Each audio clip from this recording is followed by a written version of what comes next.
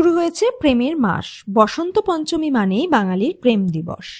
এবার সরস্বতী পুজো অনেকের কাছেই দুদিন, তাই পুজো এবং প্রেম নিয়ে জমজমাট উৎসব। কেউ কেউ সম্পর্ককে লুকিয়ে রাখতে পছন্দ করেন, আবার কেউ কেউ কোনোদিনই লুকোছাপা পছন্দ করেন না, যেমন গায়িকা ইমন চক্রবর্তী।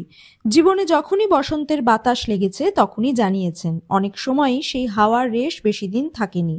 প্রেম ভেঙেছে। 4 বছর আগে বিয়ে করেন নীলাঞ্জনকে। আজকের দিনটা তার কাছে বিশেষ। সরস্বতী পুজো আর বিবাহ বার্ষিকী একই দিনে।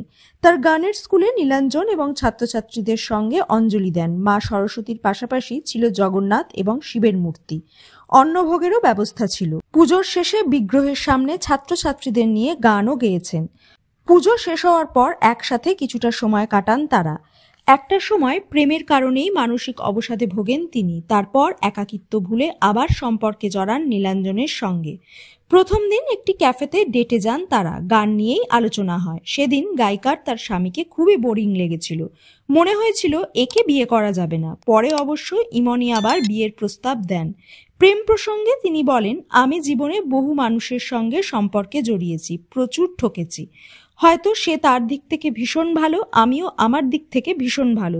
তবে বুঝেছি এই তালাটা সেই চাবিটার জন্য নয়, বা সেই চাবিটাও এই তালাটার জন্য নয়।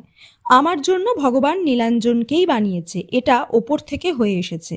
প্রথম দিকে অবশ্য সম্পর্কটা নিয়ে খুব চিন্তায় ছিলেন তিনি। নীলাঞ্জন একটা অন্য গ্রহের মানুষ। আমি যেভাবে ভাবি, যেভাবে জীবনকে দেখি, আমার ফ্রেন্ড সার্কেল ও কিভাবে নেবে সেই নিয়ে চিন্তায় ছিলাম।